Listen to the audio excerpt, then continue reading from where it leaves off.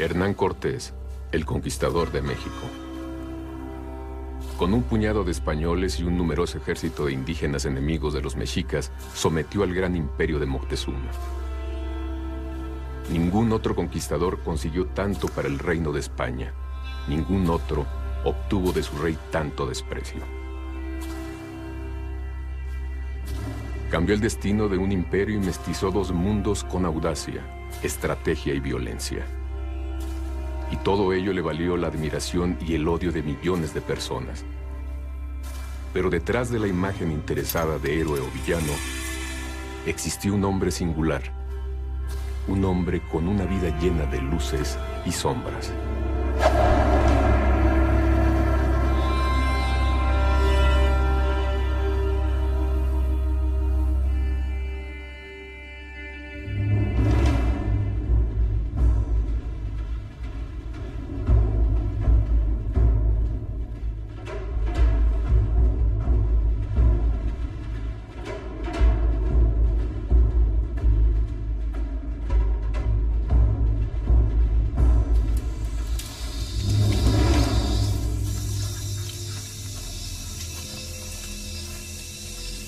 La aventura mexicana de Hernán Cortés comenzó en la isla de Cozumel, frente a la península de Yucatán.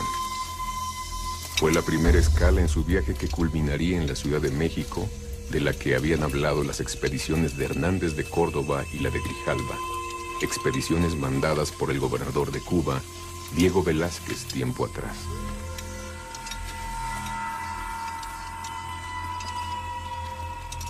Después de reprender por pillaje a Pedro de Alvarado, su primer capitán, y hacerle devolver lo tomado a los indígenas de la isla, encontraron en el interior de la selva un pequeño templo dedicado a la diosa Ixchel.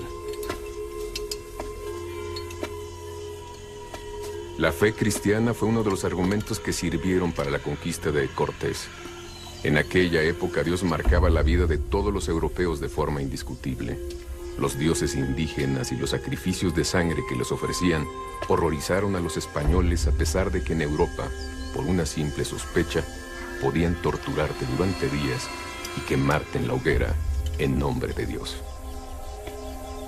Pedro, limpia de este lugar. Los ídolos paganos debían suplantarse por la cruz de Cristo.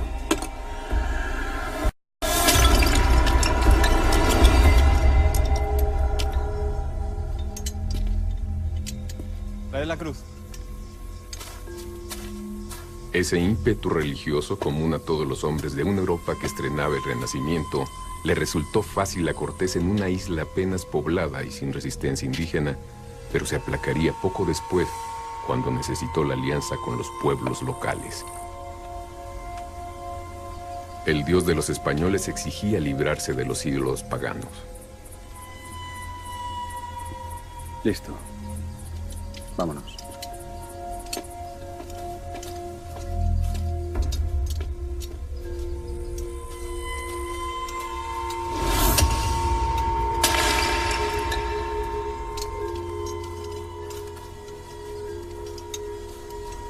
Pero también de este lado del océano otros dioses, igualmente imperativos, marcaban el destino de los hombres y pedían venganza por los ultrajes.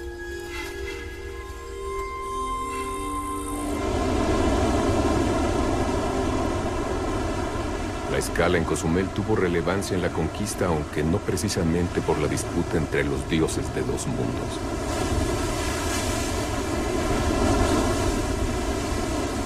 Cortés se enteró de que en las selvas de Yucatán, frente a Cozumel, había dos náufragos españoles prisioneros de los mayas. Además de rescatarlos, celebraba encontrar españoles que supieran la lengua indígena, por lo que mandó a buscarlos. El primero, Gonzalo Guerrero, ya había asimilado la cultura maya y no quiso regresar.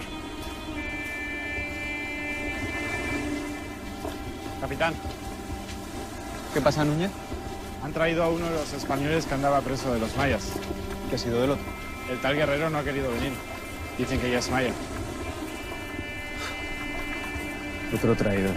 El segundo, Jerónimo de Aguilar, después de 8 años con los mayas, volvió agradecido con sus compatriotas. Jerónimo de Aguilar.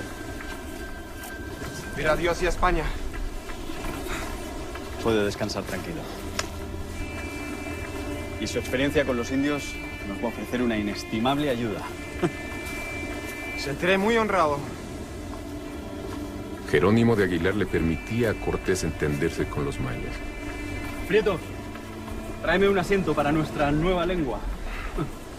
Y vino. Pero para poder realizar la conquista del Imperio Mexica, otra traductora fue de mayor relevancia, y esta iba a aparecer poco después en la vida del capitán español.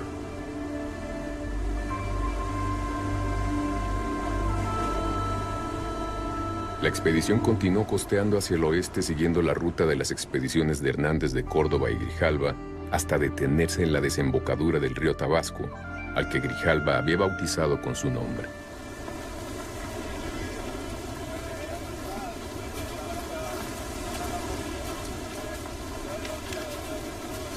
Aguilar. Aquí lucharon contra el jefe indígena Tabascov y sus guerreros en la batalla de Centla, la primera en la que participara un caballo en el continente americano. Creo que va a tener que volver a hacerlo, ¿eh? No confío en el fraile para hacer inventario a partir de ahora. Los españoles ganaron la contienda y se estableció la paz. Y en muestra de buena voluntad, los caciques que querían que los extranjeros se marcharan de sus tierras cuanto antes, trajeron regalos a Cortés.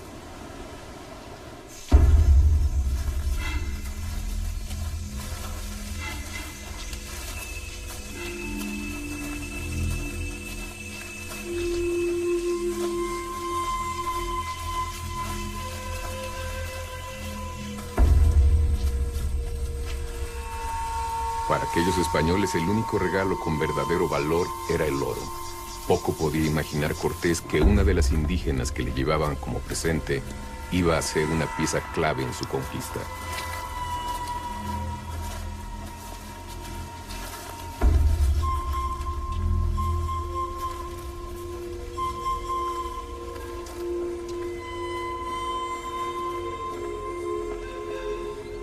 Después de un sahumerio ritual para purificar el encuentro, el cacique local se presentó al español.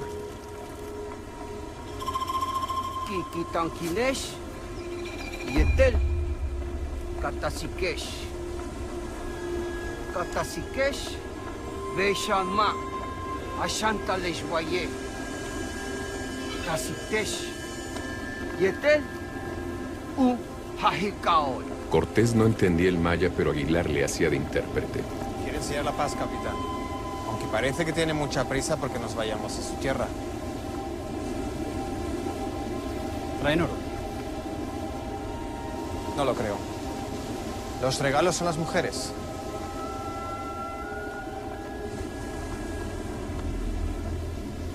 Dile que estamos encantados con los regalos.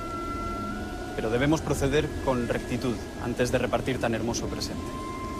El regalo no podía tener mejor aceptación entre unos hombres que no habían visto mujeres desde su salida de Cuba. Pero de nuevo, la Santa Madre Iglesia exigía su procedimiento. Fraile, hay que salvar el alma de estas indias. Bautícelas antes de repartirlas. Soldado, agua. Que se asigne una mujer a cada uno de mis capitanes y luego se sortea el resto. La esclavitud era algo habitual tanto para los españoles como para los diferentes pueblos indígenas y es determinante para entender la personalidad y las acciones de Malinche, la esclava que ayudaría a Cortés a conquistar México. Ce que nous savons de façon sûre, c'est qu'elle a été vendue par son beau-père à des marchands pour servir d'esclave du côté du pays maya. Et que c'est là qu'elle va être offerte à Tabasco, à Cortés, après sa victoire sur les indigènes. Yo te bautizo. A pesar de que los datos sobre ella son escasos, confusos y hasta contradictorios, Malinche debió destacar entre el resto de las esclavas regaladas a los españoles. Y debió de hacerlo más que por su belleza, por su actitud y su carácter. El Espíritu Santo. Puedes partir.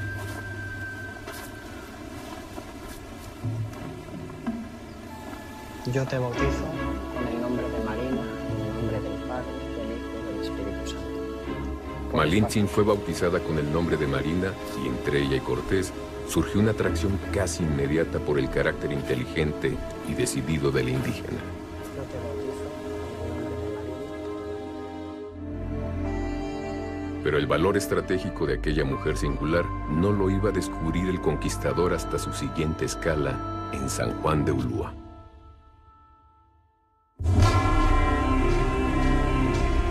Poco después de llegar a San Juan de Ulúa aparecieron emisarios del gran Tlatoani Moctezuma, el jefe supremo de los aztecas o mexicas. Moctezuma, que era un hombre religioso, albergaba dudas sobre la posible divinidad de los recién llegados. Cabía la posibilidad de que Cortés fuera el mítico Quetzalcóatl que regresaba de su exilio. Cuando Cortés llega a las costas del hoy Veracruz, Moctezuma obviamente es avisado de esto. Se apesadumbra porque hay ciertos mitos que relatan del retorno de Quetzalcóatl, etc. Pero yo siempre he pensado que quizá en un principio pudo creer Moctezuma que se trataba quizá de Quetzalcóatl, pero a los 10 minutos creo que ya no pensaba igual.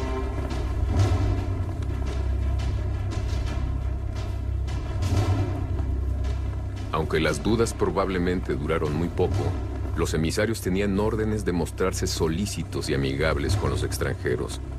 Moctezuma les había encargado una doble misión. En primer lugar, tenían que intentar disuadir a los españoles de su avance hacia Tenochtitlán, ofreciéndoles regalos.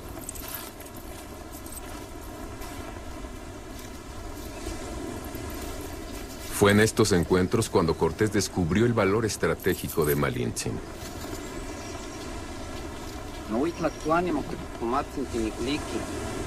Jerónimo de Aguilar no entendía el idioma de los mexicas. No había forma de comunicarse con ellos hasta que descubrieron que Malintzin hablaba tanto náhuatl como maya.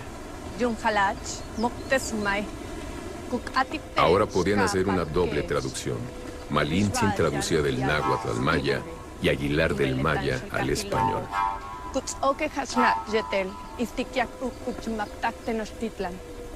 El Tlatoani Moctezuma les pide que detengan aquí su paso. No hay nada más de interés para los extranjeros en su reino, y es un largo y penoso camino hasta Tenochtitlán. La segunda misión de los emisarios era la de recopilar información sobre los extranjeros, dibujando cuanto les llamara la atención y pudiera ser de interés para el Tlatoani.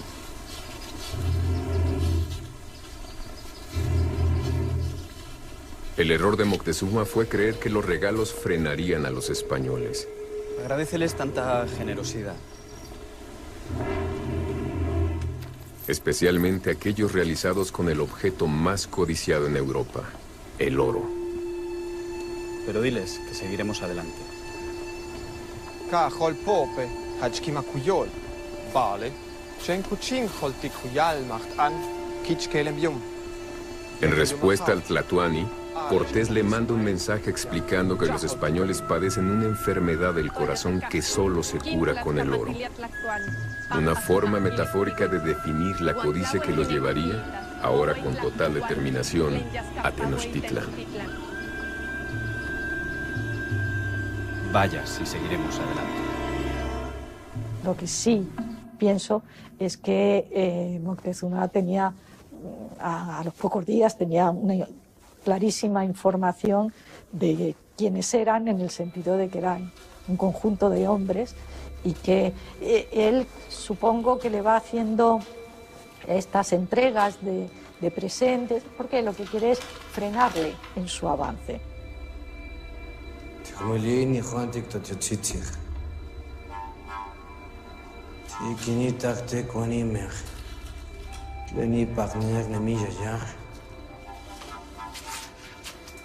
Hasta nahmonikmati wik tlactoan, hasta nahmonikmati intlayehuanti teteotzitzi, mahatza iyolkame, huehueyi, iguanquemantica quintiki catepot. Señoriati bolitsej. ¿Sekin mictisej?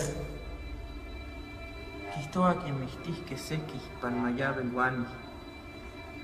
Mahatza nahmonikmati. Tlamelagua.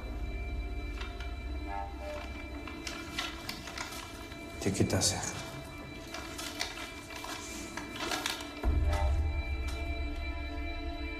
Después de fundar la Villa Rica de la Veracruz, los hombres de Cortés encontraron unos indígenas diferentes a los aztecas.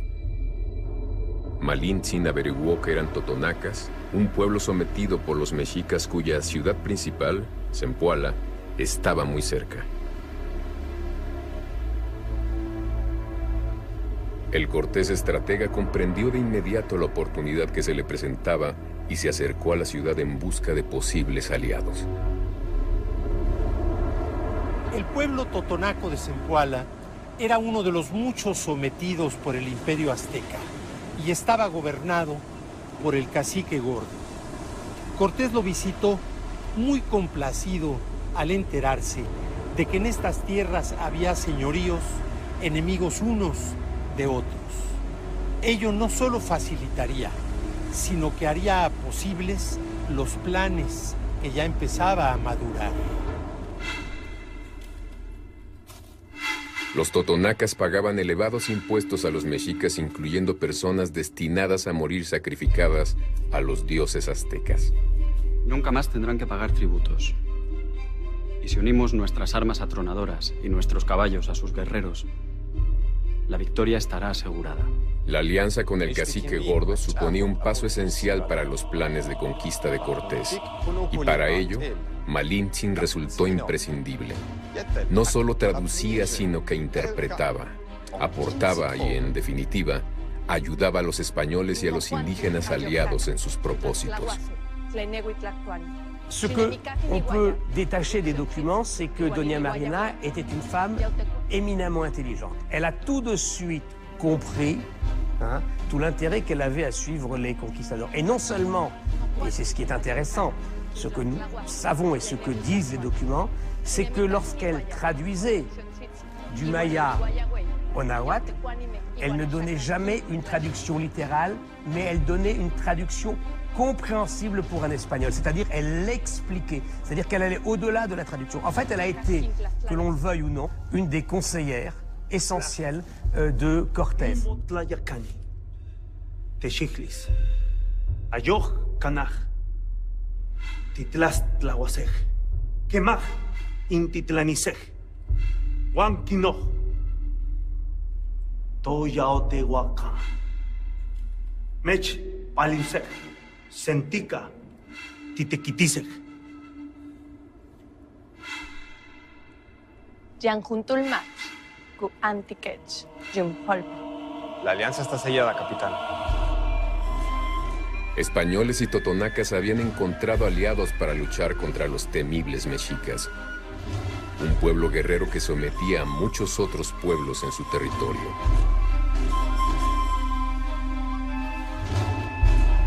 Muchos de los pueblos que estaban alrededor de los mexicas ya no toleraban más esta imposición y la violencia con la que eran tratados. Recuerdan que los mexicas les hacían la guerra para capturar prisioneros vivos para los sacrificios. Esto pasó con los tlaxcaltecas, ¿no? O con los zempoaltecas y con muchos de los pueblos que estaban sometidos al mexica. Cortés siente y se da cuenta de que hay animadversión en contra de Moctezuma, que era el enemigo a vencer. Entonces, a partir de ese momento, va a contar con ese apoyo, con ese inicio para que emprenda el camino hacia el centro de México. Ahí también vemos algo muy importante, cómo el sistema tributario que predominaba en Mesoamérica va a ser el que provoque precisamente que los pueblos sometidos a Tenochtitlan vean una especie de esperanza en las huestes españolas. Los aztecas o mexicas eran el pueblo más fuerte. Los pueblos sometidos vieron en los españoles un arma formidable contra sus enemigos, y los españoles encontraron en ellos el ejército que no tenían. La alianza de Zempoala con Hernán Cortés es la primera de una serie de coaliciones que marcan el inicio de la conquista, lograda por Cortés justamente por su asociación con los enemigos de los aztecas. Cortés no logró conquistar México con el apoyo de Carlos V ni del gobernador de Cuba, sino todo lo contrario. La llevó a cabo en contra de las instrucciones expresas de Diego Velázquez, en franco desacato a su superior. Pero él encontraría la manera de darle un tinte de legalidad a sus acciones. Antes de visitar Zempoala, Cortés fundó la Villa Rica de la Veracruz. Lo que parecía un acto intrascendente resultó ser una argucia legal de Cortés. Aunque la nueva población era apenas un campamento, se creó un cabildo o ayuntamiento. Casi 2 meses después, tras reubicar Veracruz algo más al norte, Cortés consiguió que nombraran a sus amigos en los nuevos cargos oficiales. Y estos le presentaron casi de inmediato un documento en el que le nombraban capitán y justicia mayor de Veracruz. Está hecho. Está hecho. A partir de ese momento solo debería rendir cuentas al rey y tendría autoridad legal en todas las tierras que conquistara. Para tal argucia, le sirvieron los 5 años que pasó como escribano en Santo Domingo y los estudios que realizara en su juventud en Salamanca. Pendant longtemps, on a cru que Cortés avait étudié à Salamanque, à l'université de Salamanque, notamment pour étudier le droit. Il semblerait aujourd'hui qu'en fait, il n'ait jamais fréquenté, on ne trouve pas de traces de Cortés fréquentant l'université de Salamanque. Et d'après le professeur Carmen Martinez, il semblerait qu'en fait, il ait étudié chez un de ses parents qui était notaire et qu'il ait ainsi appris le métier d'escribano et donc effectivement des notions de droit.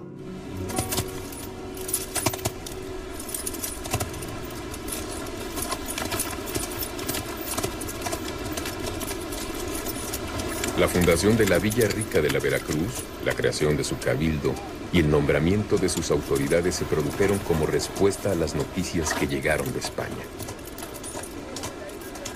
Mensaje de España. Gracias. El emperador había nombrado adelantado a Diego Velázquez, permitiéndole conquistar y poblar aquellas tierras, algo que hasta entonces solo podía realizar el hijo de Cristóbal Colón. Cortés, mensaje de España. Gracias. Para Cortés la noticia fue terrible. Aquel nombramiento quitaba legitimidad a su empresa y lo convertía en un proscrito.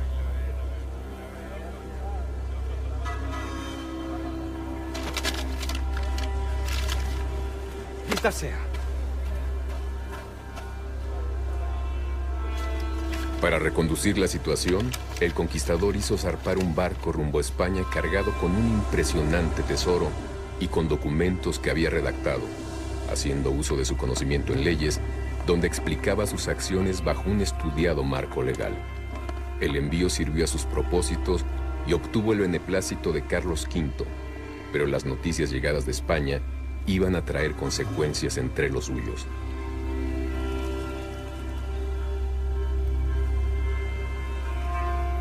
Algunos de los hombres que viajaban con Cortés eran fieles a Velázquez y consideraron la creación del cabildo y el nombramiento de Cortés como capitán general y justicia mayor un golpe de estado. Un grupo de aquellos seguidores del gobernador de Cuba decidió desertar a intentar regresar con Velázquez, pero uno de ellos, arrepentido, le contó el plan a Cortés, y en aquella época brutal y peligrosa, la traición era algo que no admitía contemplaciones.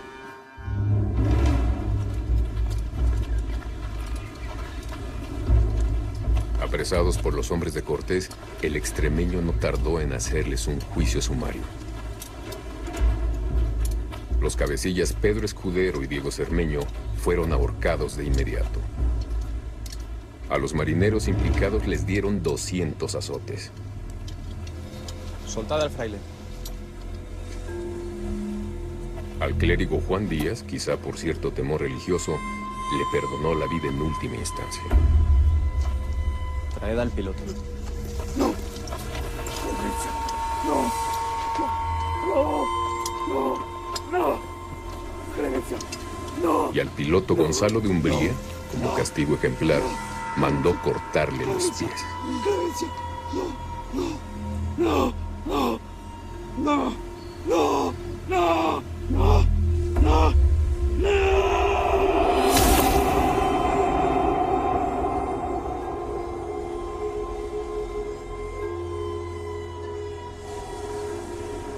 Aquel suceso iba a propiciar uno de los episodios más conocidos de la vida de Hernán Cortés.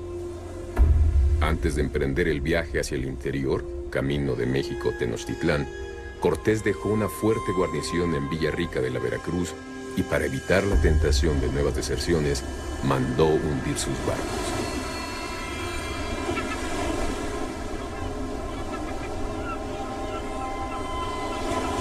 Aunque muchas veces se dice equivocadamente que quemó sus naves, lo que hizo el capitán extremeño fue barrenarlas, hundirlas cerca de la orilla. Había llegado el momento de la verdad. Cortés emprendió el camino hacia la capital del Imperio Mexica al mando de 300 o 400 españoles y entre 200 y 1500 indígenas, según el cronista que lo relate. Así se internan en el territorio de los tlaxcaltecas, un pueblo libre pero extorsionado por los mexicas que juega hábilmente a medir las fuerzas de los que creen aliados de sus enemigos. Entran en combate con ellos intentando vencerlos y al no conseguirlo, se rinden y envían emisarios a Cortés, quien consideró que en realidad eran espías.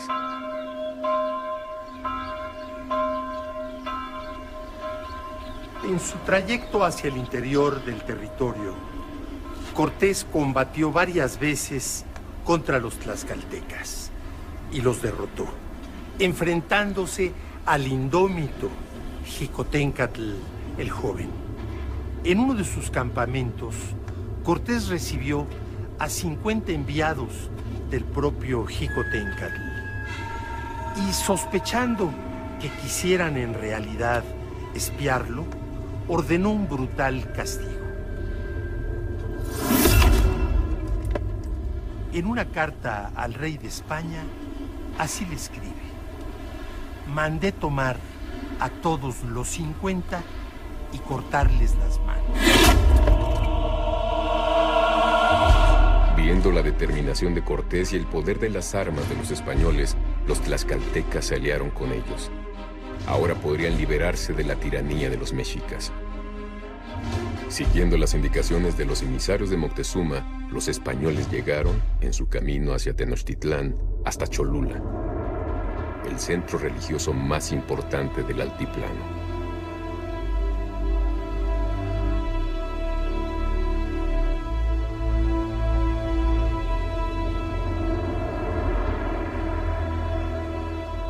Las casi 300 iglesias que hoy se levantan en la ciudad señalan el lugar donde los españoles encontraron templos indígenas.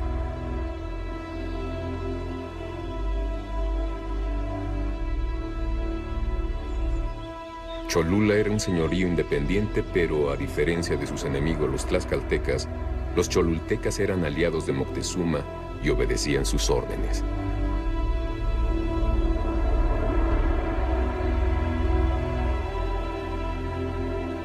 Según Bernal Díaz del Castillo, el Tlatoani había ordenado matar o apresar a los españoles preparándoles una trampa de la que no podrían escapar. Pero según Bernal, a través de una vieja cholulteca, Malintzin se enteró del plan. Fernando. ¿Qué nuevas traes, Marina? Tuyala, Zikbalnajen, Yetel Juntul. En las afueras de la ciudad habían escondido trampas con estacas afiladas para matar a los caballos. Dice que la anciana le ha dicho que corremos peligro. ¿Qué te contó?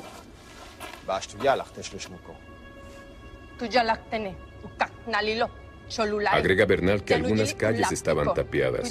En las azoteas habían acumulado piedras y se había ordenado evacuar a mujeres y niños. Parece que las gentes de Cholula nos preparan una emboscada. La anciana le ha dicho que moriríamos todos.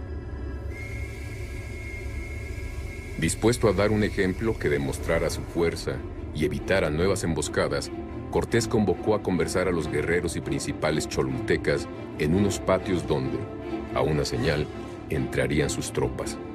Los españoles entraron a caballo arrasando a los convocados. Miles de tlaxcaltecas dispuestos a vengarse de años de opresión de los mexicas y sus aliados se unieron a los españoles. La matanza fue brutal entre las gentes de Cholula. Ya fuera real la trampa que les habían preparado o no, en la biografía de Cortés quedaron escritas algunas de sus páginas más oscuras y sangrientas. Ya nada podía evitar que los españoles llegaran a Tenochtitlán.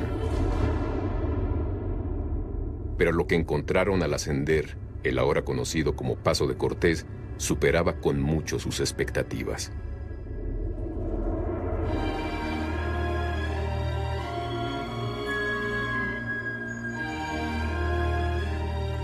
Tenochtitlán, la capital del Imperio Mexica. Una ciudad que haría palidecer de envidia a muchas capitales europeas. Una joya en mitad del lago de Texcoco.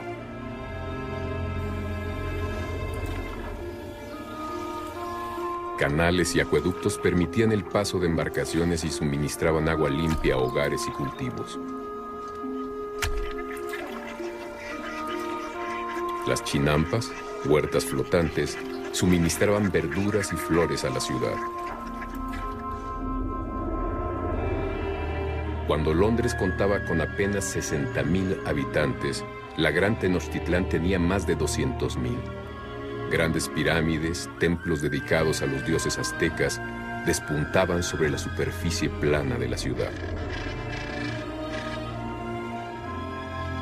A pesar de los sacrificios humanos ofrecidos en sus templos, sus leyes permitían una convivencia justa y en paz. La sociedad mexica estaba perfectamente estructurada y por sus 4 calzadas principales llegaban mercancías de todos los rincones del reino. En el mercado de Tlatelolco, que asombró a los españoles, se comerciaba con todo tipo de mercancías. Los nobles vivían en casas de comodidad y lujo asombroso, con jardines de una belleza extraordinaria. Los españoles la compararon con Sevilla y aún con Roma, incapaces de describir lo que veían. Allí, el 8 de noviembre de 1519, Moctezuma y el que creía emisario de Quetzalcóatl, Hernán Cortés, se encontrarían por fin cara a cara. Son 2 mundos que se desconocen por completo y que entran en contacto de una manera muy particular, porque lógicamente aquellos otros pueblos que Moctezuma o los anteriores tlatoanis habían ido conquistando pertenecían, digamos, a su mismo entorno cultural, mientras que en este caso no es así para ninguno de los dos. Aquel encuentro entre 2 mundos iba a marcar el inicio de uno de los episodios más trágicos de la historia de México y el final de una cultura y una ciudad extraordinarias.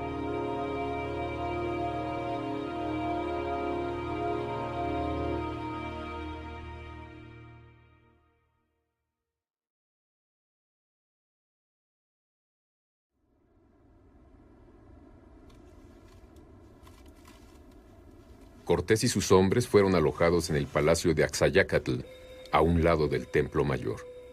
Allí, el carpintero Alonso Yáñez, buscando un lugar para colocar un altar, descubrió una puerta tapiada y tras ella un impresionante tesoro con piezas labradas de oro, mosaicos y plumería. Días después, cuando tuvieron la mínima excusa, los españoles, ajenos al arte y la belleza de las joyas, fundieron las piezas de oro y las convirtieron en toscos lingotes fáciles de transportar. Este acto despreciable tuvo su castigo. Durante la trágica Noche Triste, los españoles huyeron con los lingotes sujetos a la cintura, lo que los hizo más lentos, pesados y torpes. Muchos, faltos de agilidad por el peso, murieron a manos de los mexicas. A otros, caídos en las aguas del lago Texcoco, el oro los lastró hasta el fondo ahogándolos. El tesoro robado se cobró así un terrible tributo.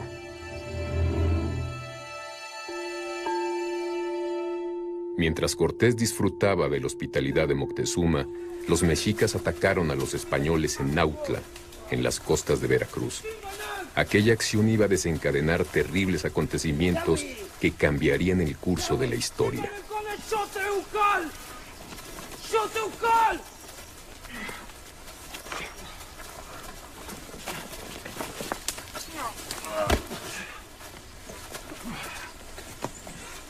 Ticamapachoski seco yo tlacat. Ashkanato tioxi. Esquiza. Ticamaquiawi ticamiquias que esto guancinga. Chiquitaná. Iniguanti tlacame. Mashaka kimiki. Hueita tuani kinekikites. Tihuicaltic tenochtitla. Chiquiglicaj. Si para Moctezuma en un principio hubo dudas acerca de que Cortés fuera el enviado de Quetzalcóatl, para Cuauhpopoca, el señor de Nautla y súbdito de Moctezuma, un prisionero herido podía demostrar la naturaleza humana de los españoles. Miki, que guan. Yau. Argüello, el soldado prisionero, murió antes de llegar a Tenochtitlán por sus terribles heridas. Cuauhpopoca mandó entonces que le cortaran la cabeza. Era la prueba para su Tlatoani de que los españoles eran simples mortales.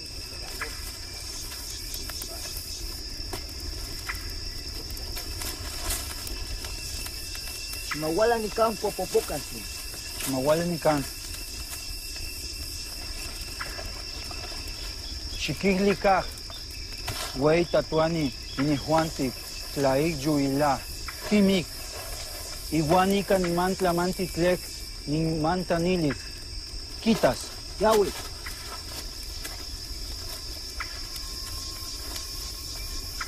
Los indígenas ya habían matado antes a españoles y caballos, pero iba a ser la primera vez que Moctezuma viera uno de sus cadáveres.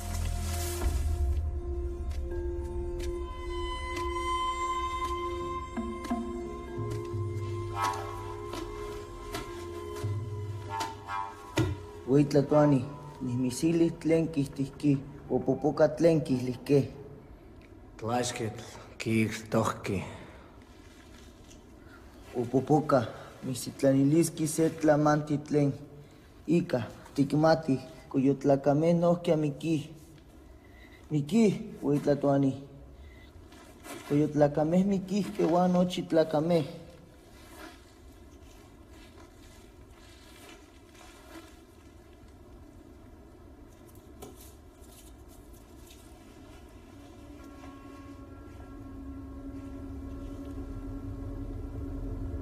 ¡Siga!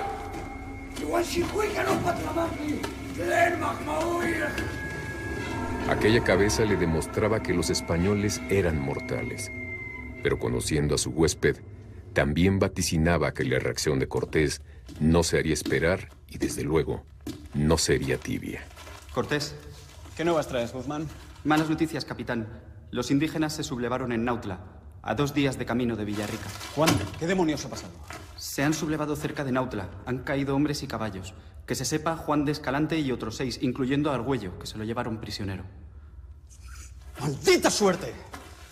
La muerte de cualquiera de ellos, hombres o caballos, nos hace vulnerables a los ojos de los mexicas. ¿Se sabe si seguían órdenes de Moctezuma?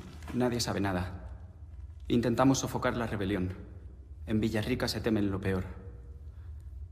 El jefe se llama Cuauhpopoca, pero no sabemos si recibe órdenes o actúa por su propia voluntad. Está bien, Guzmán. Es todo. Un momento, Guzmán. Sí, capitán. Y que los hombres tomen preso a Moctezuma. Pero, Guzmán, no quiero sangre. Sí, capitán. Cortés tensaba la cuerda de la que dependían sus vidas. Eran apenas 300 españoles en Tenochtitlán frente a decenas de millares de mexicas, y acababa de mandar apresar al más poderoso intocable de ellos.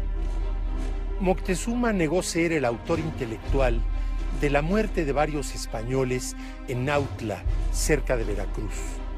No obstante, Cortés, en un acto de gran osadía, lo apresó y lo mudó al lugar donde el propio Cortés se hospedaba.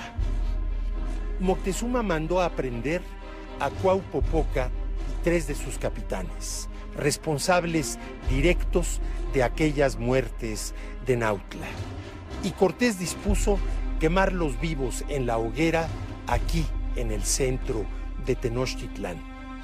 Durante la ejecución, Moctezuma permaneció con grilletes, que a su término el propio Cortés le quitó. Con 300 españoles y unos pocos miles de aliados indígenas, Cortés estaba en una situación muy comprometida en Tenochtitlán. Aunque hay discrepancia entre los cronistas y las fuentes indígenas sobre cuándo se tomó prisionero a Moctezuma, lo cierto es que al hacerlo, Cortés consiguió un rehén que abortaba cualquier ataque de los mexicas.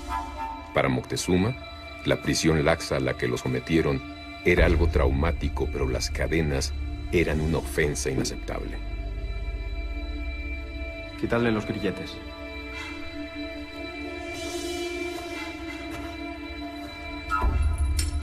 Cortés, viendo el error cometido, le quitó de inmediato los grilletes. Moctezuma seguiría retenido, pero nadie volvería a atacar su dignidad.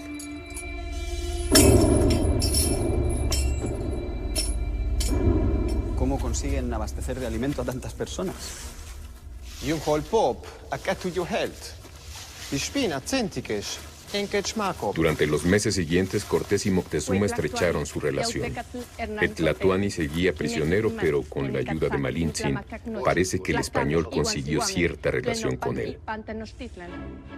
C'est probablement elle qui a un rôle fondamental lors de la découverte du piège de Cholula. C'est elle également qui convainc Cortés de prendre un certain nombre de mesures et surtout qui obtient de Moctezuma de suivre Cortés lorsque celui-ci l'arrête sans résistance en disant, et c'est Bernalias qui le rapporte, qu'il risquait sinon d'être tué par les Espagnols. El papel clave de Malintzin en la conquista le valió, siglos después, el desprecio de la sociedad mexicana y aún hoy, muchos la consideran una traidora. Es un poco difícil hablar de traición en un México que no era México, ¿no? Es decir, estamos ante una multitud de pueblos, de lenguas, de costumbres, dominados en una buena parte por los mexicas, ¿no? Un pueblo guerrero, impositivo, y al que la mayor parte de los pueblos indígenas odiaba, ¿no? Porque eran los conquistadores, los mexicas eran los verdaderos conquistadores. La Malinche es un personaje controvertido. Es un personaje que no era mexica, ella era de otros pueblos mesoamericanos que estaban ante el peligro de que el mexica los fuera a conquistar y hacerlos sus tributarios. Y por lo tanto, ella en un momento dado da un apoyo invaluable a Cortés, sirviéndole, como dicen en las crónicas, de lengua, es decir, de traductora, ¿verdad?, del náhuatl maya, y Jerónimo de Aguilar, del maya al español. Entonces ella, en realidad, si analizamos al personaje histórico, pues lo que está haciendo es un poco ir contra el posible enemigo que estaba representado en Tenochtitlan.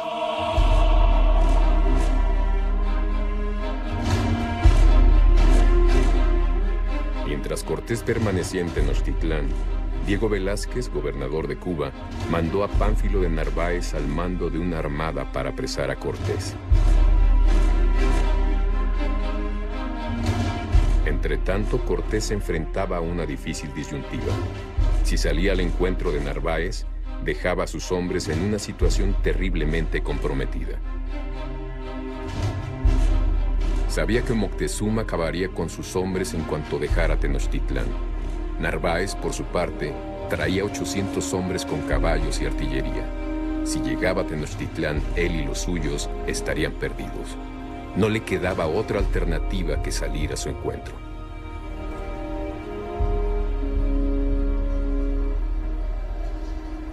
Hernán Cortés, con la audacia que le era propia, tomó por sorpresa a Pánfilo de Narváez en su campamento de Zempoala y lo apresó tras una breve lucha, no obstante que Cortés encabezaba a tropas mucho menores. Los españoles recién llegados se rindieron y la mayoría se unió a Cortés. Pero aunque hubo pocas bajas entre ellos, los hombres de Narváez iban a ser responsables indirectos de la muerte de miles de indígenas. Uno de los hombres que venían con Narváez desde Cuba llegó enfermo de viruela. Ningún arma traída por los españoles resultaría tan destructiva y mortal como aquellas enfermedades infecciosas contra las que los indígenas no tenían defensa inmunitaria alguna.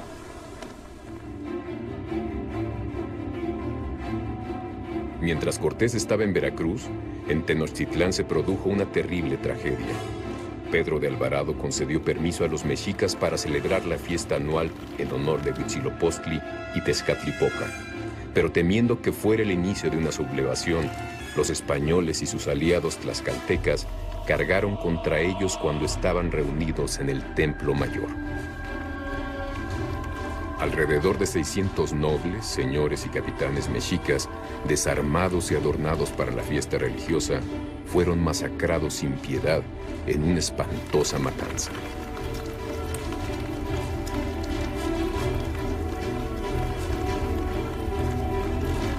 Aquella iba a ser la gota que colmaría el aguante de los mexicas.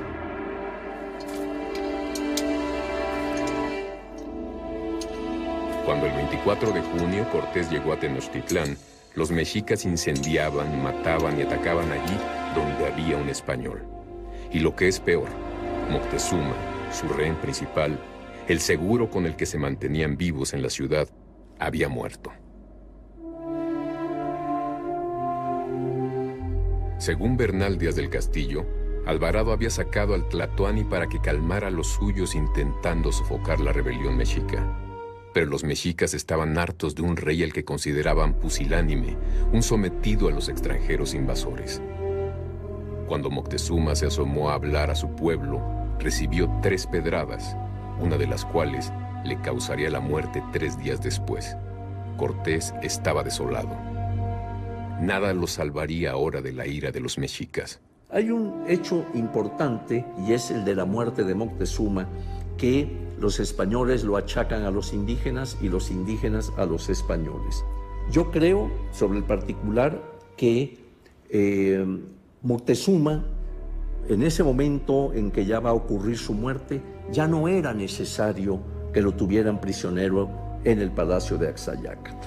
Es decir, ya había sido destituido. Ya los mexicas habían nombrado a otro gobernante, que era Cuitláhuac. Por lo tanto, Moctezuma perdía importancia, más bien ya era un estorbo. Y por lo tanto, no dudaría que en plenos combates, en plena guerra, pues lo hayan eliminado los españoles. Viendo que los iban a matar, la noche del 30 de junio Cortés decide huir de Tenochtitlán por la ruta más corta hacia tierra. Cortés había entrado a México Tenochtitlan como huésped de Moctezuma y tuvo que salir huyendo en la que se conoce como Noche Triste, cuando los mexicas se levantaron ya hartos de lo que había hecho Pedro de Alvarado, la matanza del Templo Mayor. Y Cortés, con sus aliados tlaxcaltecas y sus hombres, tuvo que salir de noche, huyendo. En mitad de una terrible tempestad, 8,000 hombres, 1,300 de los cuales eran españoles, comenzaron furtivamente la huida, pero una mujer dio la alarma y los mexicas cargaron contra ellos sedientos de venganza. Entre 150 y 1,170 españoles, según las fuentes, murieron aquella noche, y entre 2,000 y 8,000 tlaxcaltecas corrieron la misma suerte. Cortés encabezó entonces una huida desesperada. Después él se va hacia Otumba y como estratega, ahí sí logra rehacer sus fuerzas, porque los mexicas lo venían persiguiendo. Y como estratega envía emisarios a Tlaxcala para que le ayuden sus aliados para resistir el ataque de los mexicas. Y para regresar a la Ciudad de México, Cortés, que se había percatado de que era una isla en medio de los lagos, dice: la voy a asediar por tierra y por agua. Y para esto construye los bergantines.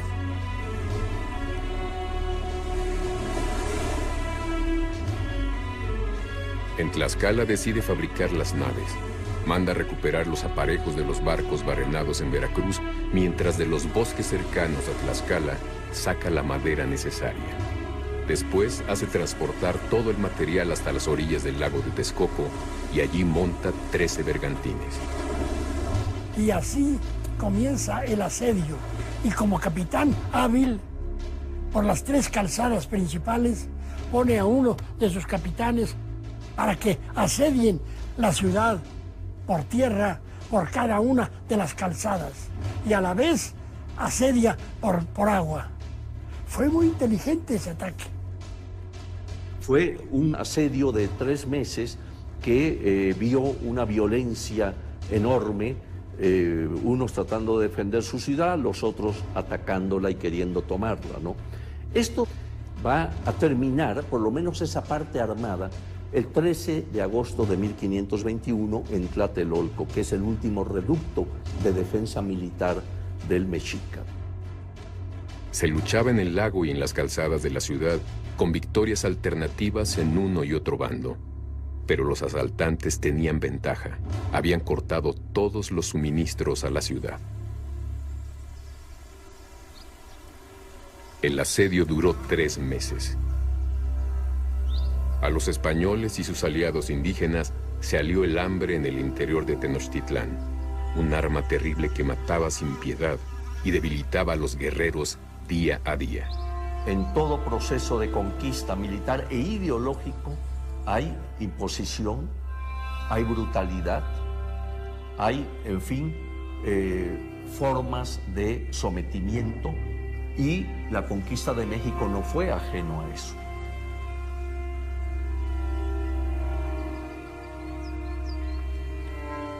Los muertos se acumulaban en las calles donde la falta de agua y comida causaba más bajas que las armas enemigas, o al menos más que las convencionales.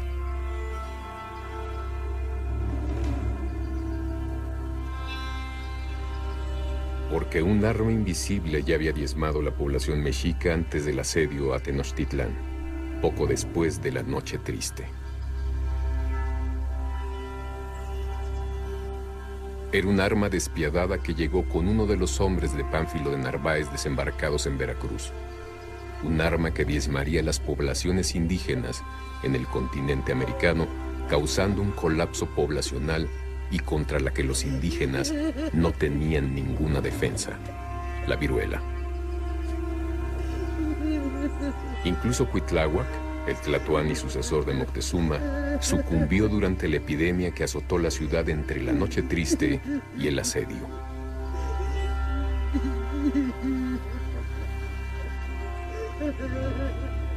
Tenochtitlán cayó después de una defensa heroica, vencida por los hombres, el hambre y la enfermedad.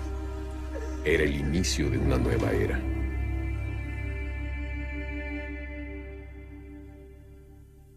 La afirmación de Carlos Fuentes es cierta. Las civilizaciones no chocan, las civilizaciones se funden unas a otras, se contagian, se enriquecen mutuamente. Después de conquistar Tenochtitlán, Cortés continuó con una actividad incesante. Carlos V, impresionado por sus envíos de oro y plata, le nombró gobernador y capitán general de México. Cortés, entretanto, planeaba nuevas expediciones. Le movían intereses políticos, su ambición y un motivo mucho más práctico: tener a sus belicosos e indisciplinados capitanes ocupados. Cortés, después de haber tomado la ciudad de Tenochtitlan, envió capitanes, uno al Golfo, un grupo al Golfo, otro al Pacífico, para ver si había un estrecho que comunicara y permitiera el paso de embarcaciones con rumbo al Asia. Cortés tenía la obsesión de realizar lo que Colón no pudo hacer: llegar al Asia por la ruta del poniente en el hemisferio norte.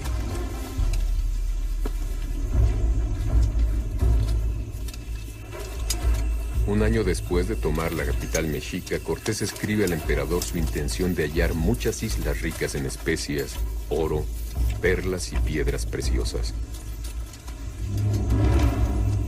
Organiza diferentes expediciones con fines geográficos y comerciales, pero la fortuna que le ha acompañado hasta entonces parece abandonarle, y su orgullo le va a llevar a escribir una de las páginas más oscuras de su historia. Comete el error fatal de hacer esa expedición a las Cibueras, es decir, al rumbo de Honduras, para castigar a un capitán, Cristóbal de Olid, que se le había revelado. Como él se le había revelado a Velázquez, lo mismo. Una expedición absurda, dificilísima e inútil, porque cuando llegó ya había muerto el que se había rebelado contra él. La expedición de castigo a las Cibueras marcó el inicio de la decadencia de Cortés. El traidor Cristóbal de Olid, uno de sus mejores capitanes al que le debía la vida tras salvarle la toma de Tenochtitlán, se le había sublevado. Había que dar ejemplo y hacerlo en persona. Al partir rumbo a Honduras, temió una rebelión en Tenochtitlán por parte de los mexicas, por lo que decidió llevarse al Tlatoani Cuauhtémoc y a sus nobles más importantes.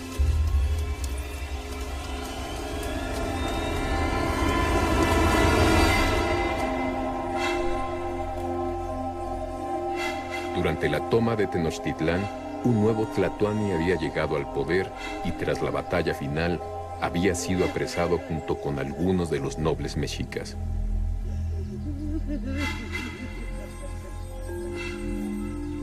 Su antecesor, Cuitláhuac, que había sucedido a Moctezuma tras su caída, murió de viruela en la epidemia desatada tras la Noche Triste.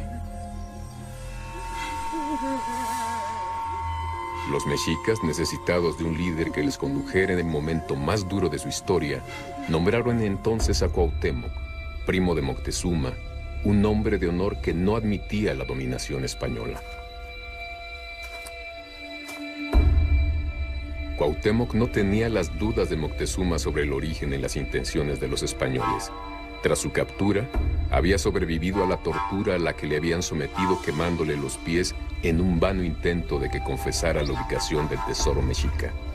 Esta vez, no iba a salir con vida. Cortés temió una rebelión indígena que hubiera acabado con los poquitos españoles que iban en el séquito, y este asesinato de Cuauhtémoc fue uno de los grandes temas para considerar a Cortés como un villano. Bajo la sospecha de que pudiera estar tramando una sublevación y con la intención de sofocar una posible revuelta indígena, Cortés mandó ahorcarlo junto con Tetlepanquetzal, señor de Tacuba.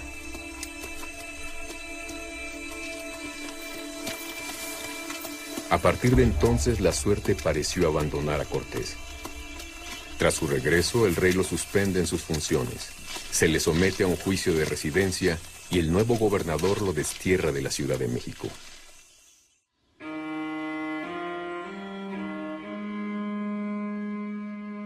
En 1528 Cortés regresa a España. Tiene que defender sus intereses ante el rey. Busca, por encima de todo, ser nombrado virrey de la Nueva España.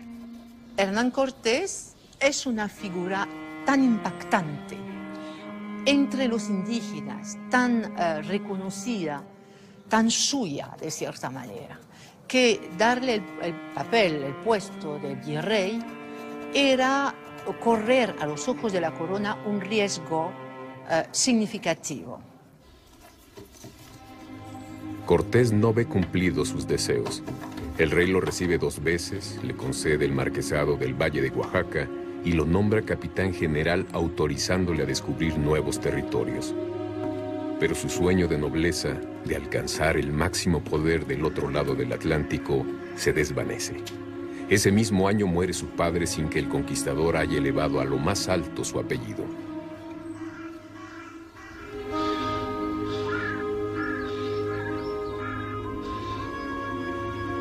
Hernán Cortés nació en el pueblo extremeño de Medellín. Pertenecía a una familia de hidalgos, es decir, al estrato más bajo de la nobleza. Eran, además, cristianos viejos, factor muy determinante en una época donde se valoraba sobremanera la pureza de sangre. Aunque sus padres no eran ricos, disfrutaban de una situación desahogada que les permitió poner un preceptor a su hijo para que le enseñara a montar a caballo y a manejar la espada.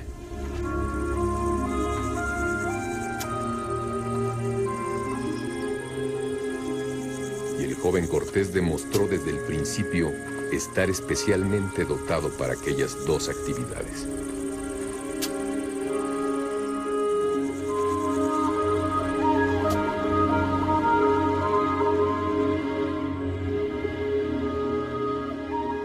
Ante la impotencia de no alcanzar el título que pretendía, el conquistador busca otras maneras de vincularse con la aristocracia y se casa con la hija del conde de Aguilar y sobrina del duque de Béjar, doña Juana Ramírez de Arellano y Zúñiga, la última de las 6 mujeres con las que tendría descendencia reconocida.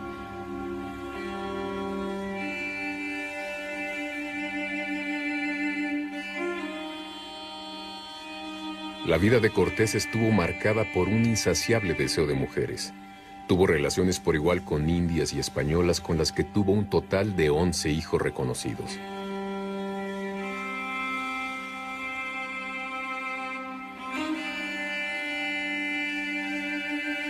Con Malintzin tuvo a Martín, su segundo descendiente tras la hija que había tenido con su primera mujer, Catalina Pizarro, de quien se dijo que podría haber sido asesinada por Cortés cuando se reunió con él en la Ciudad de México tras la caída de Tenochtitlan.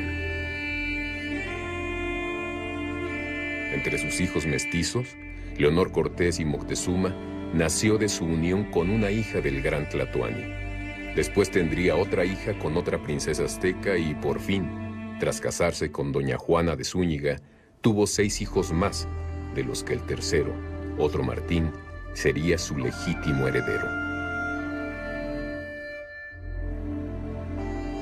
En 1530, Cortés regresa a la Nueva España para enterarse de que la reina Isabel le prohíbe entrar en la Ciudad de México. Es el principio de una serie de desgracias que incluyen la muerte de su primer hijo legítimo y la de su madre. Pero a todo se sobrepone. Reconstruye sus negocios y finanzas y persiste en sus exploraciones geográficas en el Pacífico, en la última de las cuales, en 1535, se embarca. Su mujer, doña Juana de Zúñiga, estaba ya inquieta, dice, ¿qué le habrá pasado?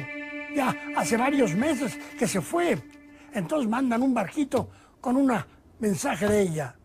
Señor mío, ya no porfiéis más con la fortuna. Ya vuestra fama corre por el ancho mundo. Regresad. Ya no porfiéis más con la fortuna. Eso fue lo que hizo Hernán Cortés después de la conquista de México. Estuvo porfiando con la fortuna.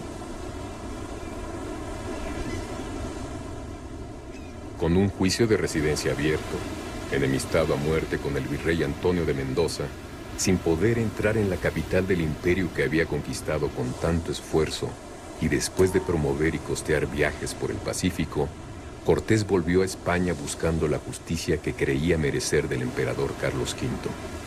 Poco podía imaginar que nunca volvería en vida a México.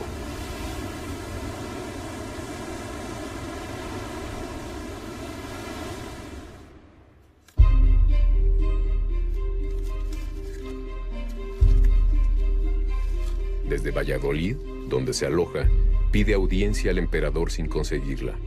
Incluso se une a la armada del monarca contra los piratas del Mediterráneo para intentar coincidir con él. Pero el monarca no le quiere ver. Los últimos memoriales que escribe Cortés al rey y no recibe respuesta porque Cobos, el ministro del emperador, puso al margen no contestar. Es decir, que hay el deseo de expulsarlo del campo político porque hubiese sido un alter ego, la persona del rey, demasiado potente.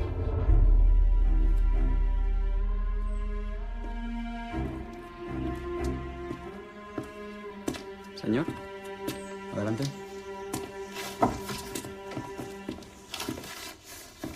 Espera un momento. Despreciado por el monarca, Recibe entonces una noticia desalentadora. Hasta que no se resuelva su juicio de residencia, no le dejarán volver a México.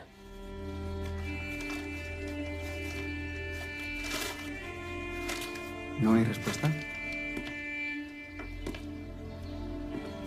No. No hay respuesta.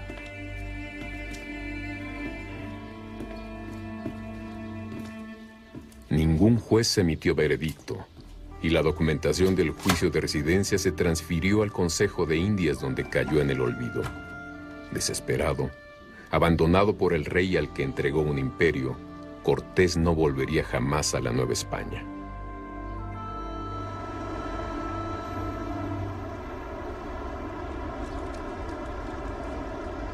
Buscando la tranquilidad, se aloja en casa de un amigo en Castilleja de la Cuesta, a las afueras de Sevilla. Allí, olvidado por el emperador al que tanto había dado, redacta testamento notándose ya al final del camino. Es un hombre vencido y agotado. Las heridas y enfermedades de años de batallas y conquistas le pasan factura. Finalmente, un ataque de disentería precipita el final.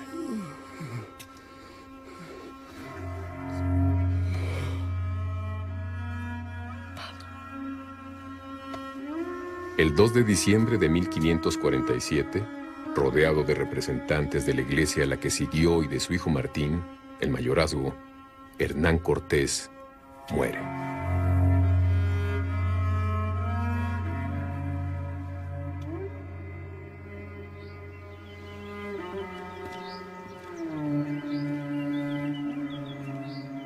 Hernán Cortés, quien mostró una gran habilidad con los indígenas para lograr la conquista de México, murió lejos del favor de Carlos V.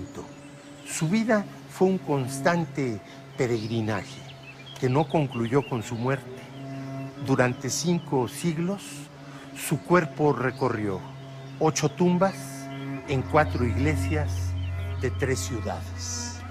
Finalmente, yace aquí prácticamente desapercibido.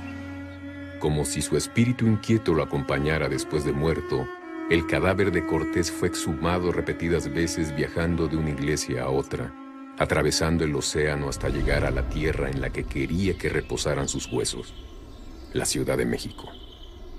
Cuando mi padre, el presidente Miguel Alemán, tomó posesión como presidente, acababan de descubrir un par de semanas antes la tumba de Cortés en el Hospital de Jesús, y estaban confirmando su autenticidad en el Instituto Nacional de Antropología e Historia.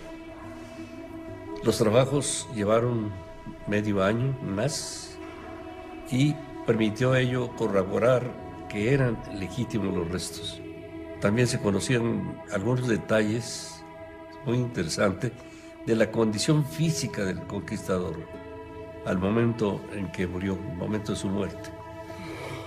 Como que ya solo tenía un diente, golpes, etcétera, y finalmente se dispuso que los restos se inhumaran. Nuevamente, se escogió el mismo lugar en un muro al lado del altar de la iglesia del Hospital de Jesús, que fue fundado por el propio Cortés en 1524.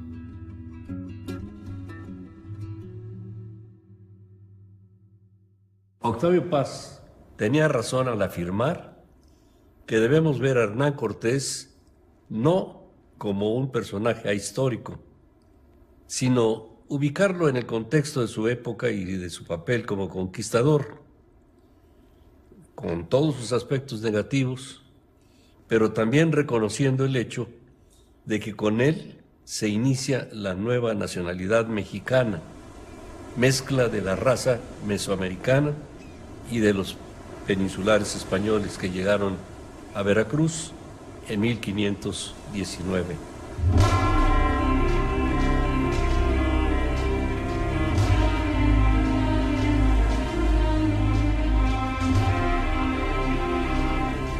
La herencia de este hombre singular se mestizó con la de los indígenas, dando lugar a un nuevo país. Pero su historia pasó de un extremo al opuesto. Mientras se le alabó hasta el absurdo tras la conquista, en los tiempos de la independencia se utilizó su figura como representación del autoritarismo español, de la potencia europea que sometía a un pueblo mexicano ávido de libertad nacionalista. Y la figura del conquistador fue desdibujándose, convirtiéndose en un símbolo de la opresión.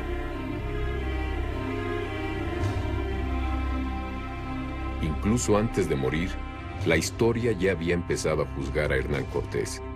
El juicio de residencia, la revisión de sus cartas de relación y los textos de los primeros cronistas comenzaron a crear a un personaje lleno de luces y sombras. Cortés trascendía de lo humano para convertirse en leyenda, en héroe, en villano. José Luis Martínez, que escribió la mejor biografía que hasta hoy hay de Hernán Cortés, dice que Cortés no fue héroe, porque no, un conquistador que agrede no puede ser héroe. Pero tampoco fue rufián, dice, no fue rufián, no era un pelado así cualquiera agresivo, no, fue un hombre fuera de lo común. Quizá para entender al personaje, esa sea la clave. Entender que Cortés, por encima de su leyenda, fue un hombre con virtudes y defectos, un aventurero en busca de gloria, un empresario en busca de riquezas, un militar en busca de victorias, un hidalgo en busca de nobleza.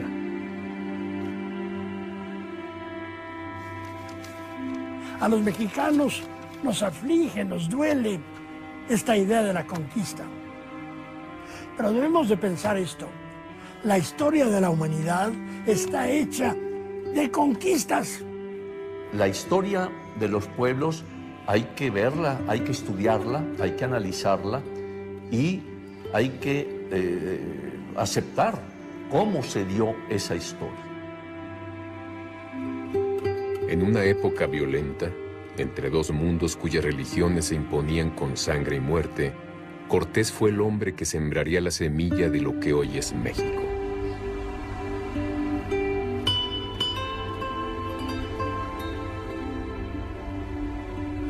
Un México que juzgó al conquistador español en diferentes momentos de su historia, cambiando el papel de héroe libertador a estandarte de una España de la que se quería independizar.